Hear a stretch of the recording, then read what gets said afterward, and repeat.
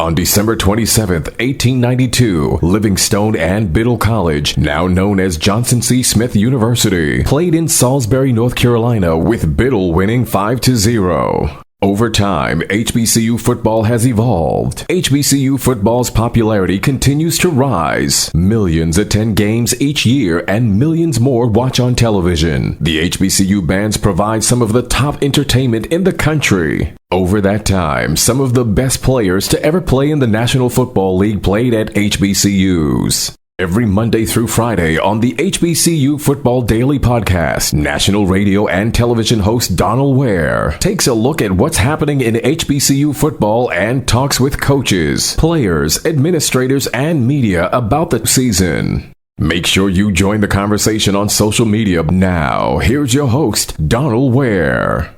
This is the HBCU Football Daily Podcast for today, Tuesday, August 15th. I'm Donal Ware. What that means now, with it being Tuesday, August 15th, is we're now 11 days away from the start of the HBCU football season. I hope you've enjoyed our HBCU Football Daily Podcasts to this point. Chennis Berry, the head football coach at Benedict, came on the program on yesterday, and we had a couple of coaches on last week, including Bethune-Cookman head football coach Raymond Woody and Jackson State head football coach T.C. Taylor as well. Both of those gentlemen, new head football coaches to their respective programs. So that said, on today's program, I want to kind of take a look at some of the key games throughout the course of the upcoming season. And this is just based upon a lot of what we saw last year, projections, what a team or teams have that sort of coming back, because you never really know, right? Like, is there going to be some teams that are going to be surprise teams that are going to be able to compete? They're going to be teams that are going to bounce back. For instance, maybe an Alabama A&M in the SWAC. And so this is just these are just some of my thoughts in terms of some of the teams that I think or some of the games that I think that are going to be key games in 2023. We're going to start with the opening week, or as some call it, week 0, with the MEAC SWAC Challenge between South Carolina State and Jackson State. And while this is not a conference game, it's bragging rights between the MEAC and the SWAC. To me, it's a game that can help to set the tone for South Carolina State's season and for Jackson State, quite frankly, particularly going into the next week. I'll talk a little bit more about that momentarily. For South Carolina State. So for South Carolina State, the Bulldogs have that game, and then the very next week go to Charlotte and then go to Georgia Tech. So this is a game that South Carolina State, because South Carolina State needs to rebound. A really off season last year after winning the HBCU National Championship in 2021. You're only talking about 3 wins last year. So it's a reset, because in a good amount of the players from the 2021 National Championship team will also be back this year. So it was maybe one of those years. I don't want to say that the Bulldogs weren't focused, but maybe they weren't as focused as they could have been. And I think when you have a season like that, the focus comes more into play for 2023, because you want to show that the national championship year of 2021 wasn't a fluke. Meanwhile, for Jackson State, it sets the tone, because the following week, Jackson State plays Florida A&M. And not only is that a conference game, it's a division game. So that's a game that could, in fact, at that moment, week 1 of the HBCU football season could determine who wins the SWAC's Eastern Division and represents the Eastern Division in the SWAC championship game. So that's why it's a pivotal game for Jackson State, and I think a pivotal game, even though it's non-conference, when you look at the HBCU season or projections for the HBCU season. Week 1, Texas Southern and Prairie View A&M. in Houston. And listen, that's a game because I think the SWAC's Western Division is wide open. We saw that last year. We saw it come down to the last game of the season when Southern ended up winning it, right? But Southern had to. I mean, it could have went to Prairie View A&M, could have went to Texas Southern, could have went to Alcorn State, and Southern almost really won the division by default. So you're going to hear a lot of games where they're going to be SWAC Western Division games in this list. But I think that Texas Southern and Prairie View A&M to start the season, because again, perhaps not as much as I think the Eastern Division could be won, but the Western Division could be won in week 1. I think there's a lot of season left to play, but when I look at it, and because the teams in that division are so tough, you've got 3 or 4 teams that legitimately can contend for that division crown. And then, of course, as I mentioned, FAMU and Jackson State. I mean, enough said. The last couple of years, in 21 and 22, Jackson State won it. Jackson State ended up winning the Eastern Division, where FAMU was right there behind Jackson State. But the issue was Jackson State had won that particular game head to head. Let's look at week 3. Again, Jackson State on the docket again versus Southern. I think this is a pivotal game. First of all, is Jackson State and Southern. That's number one. And it's going to be jam-packed. The stadium is going to be sold out for that game. But also, again, as the Western Division, it's a conference game. As the Western Division is going to be very, very tough. A pivotal game for both, because let's say Jackson State loses that game to FAMU. Well, that's a pivotal game now for Jackson State. And not as much, I think, at that point in the season for Southern, because I don't have it in front of me. I don't think Southern would have played a SWAC game to that point. Maybe they would have, but either way, it's a much more pivotal game for Jackson State, particularly if the Tigers are coming off a loss to FAMU. And then the other game for week 3 that I think is a big game is and excuse me, this should be week 2. Excuse me, this should be actually should be week 2, not week 3. But Jackson State, North Carolina A&T and North Carolina Central and North Carolina A&T for this reason.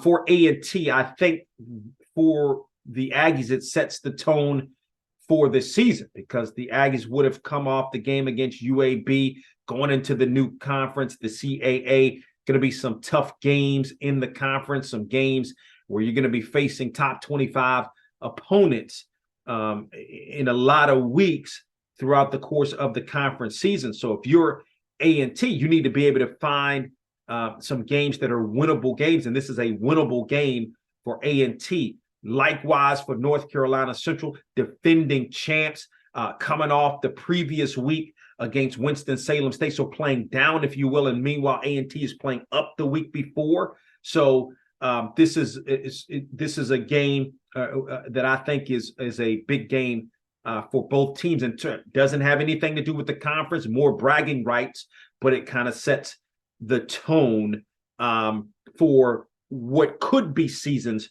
for the respective programs. Let's go now to week 5, Albany State versus Savannah State. That game is in Brunswick, Georgia, a game in which this, again, I think Benedict's the team to beat. Fort Valley State right there.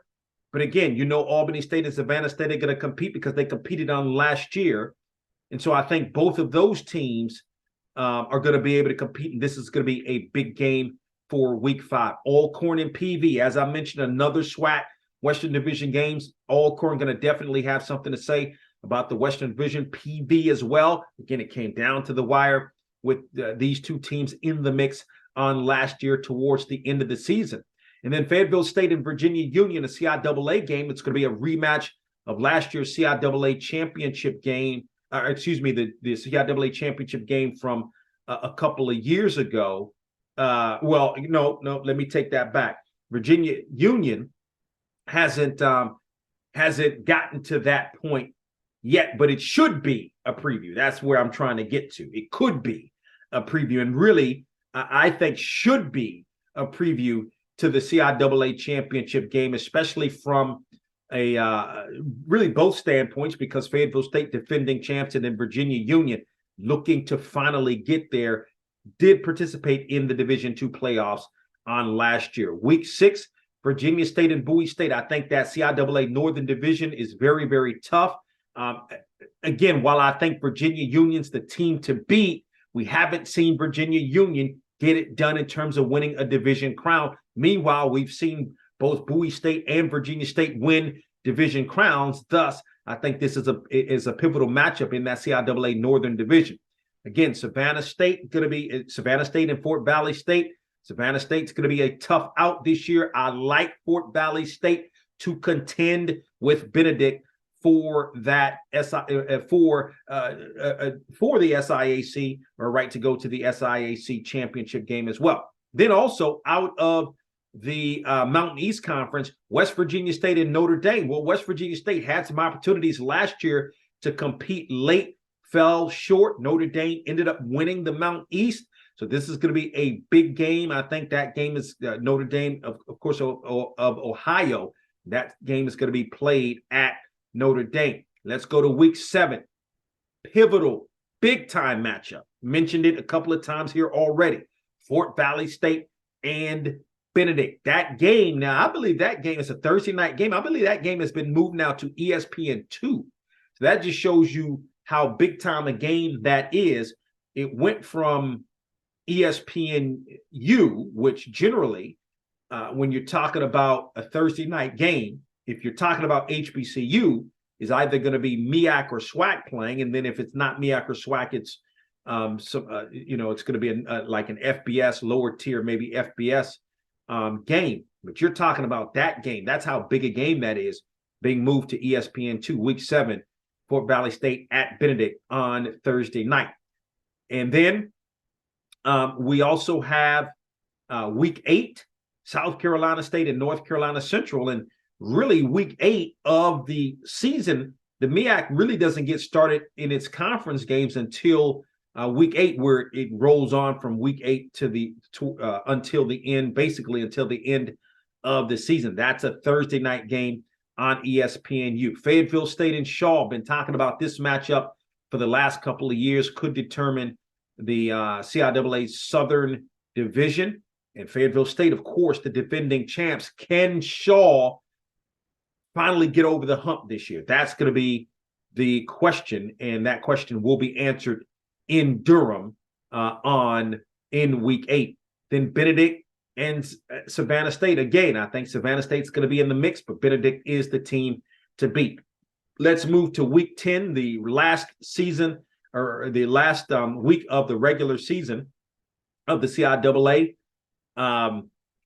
And you're going to have a game, Shaw and St. Aug's. I look at that game because not only is it a rivalry, but again, maybe Shaw is looking to secure, again, especially if 2 weeks prior over Fayetteville State, maybe looking to secure that Southern Division crown. Howard and South Carolina State. I think Howard's going to be at the top. South Carolina State's going to bounce back in the MEAC. That game's going to be in Orangeburg, and it's going to be a pivotal matchup. Southern and Alcorn, again, a Western Division matchup, a big game. Game is going to be in Lorman, Mississippi, going to be well attended. You know, Southern travels. Alcorn State's got a good fan base as well. So that game may be sold out in Lorman as well. And then in the Fountain City Classic, you have Albany State and Fort Valley State.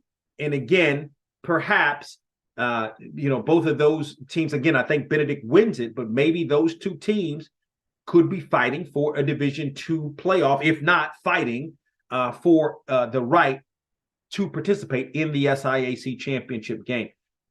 Week 11, Charleston and West Virginia State. Again, last regular season game for the Mountain East.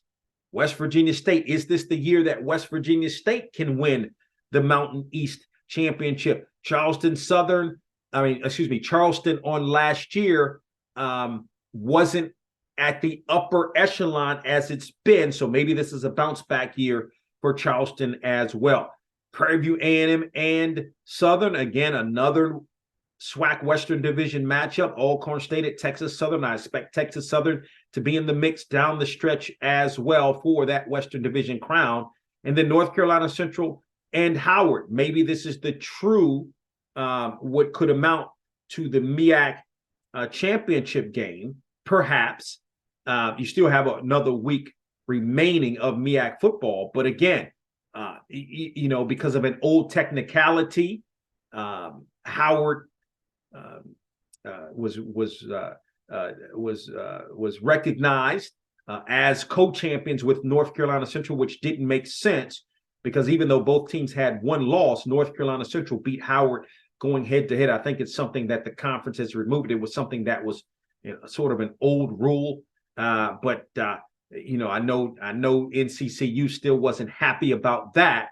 But that said, this could determine the MEAC championship as well. And then in week 12, the last regular season week, you have Alcorn State and Jackson State. Big game going to be in Jackson. Huge game, could be sold out.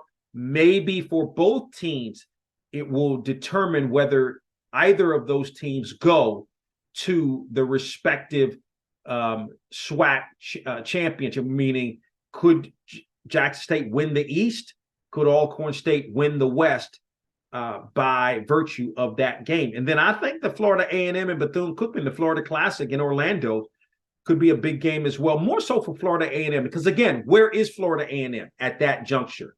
Again, if Florida A&M lost to Jackson State week 1, it could become a pivotal game. We saw where it was, going back 2 years ago, where FAMU ended up going to the playoffs.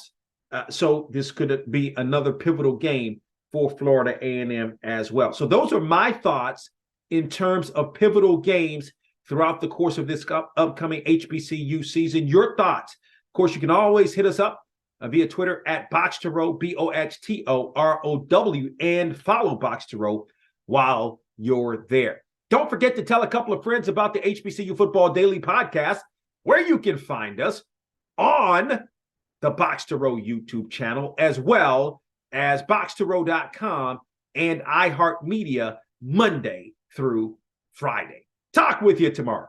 We hope you enjoyed this episode of the HBCU Football Daily Podcast. You can also listen to the podcast at BOXTOROW.com, iHeartMedia, or wherever you get your podcasts. Don't forget to get your HBCU football fix on BOXTOROW with Donal Ware each weekend on the radio station near you, and on SiriusXM on HBCU, Channel 142, and on ESPNU Radio on SiriusXM, Channel 84. Follow us on Twitter and Instagram at BOXTOROW for the latest in HBCU football, and don't forget to tell a friend.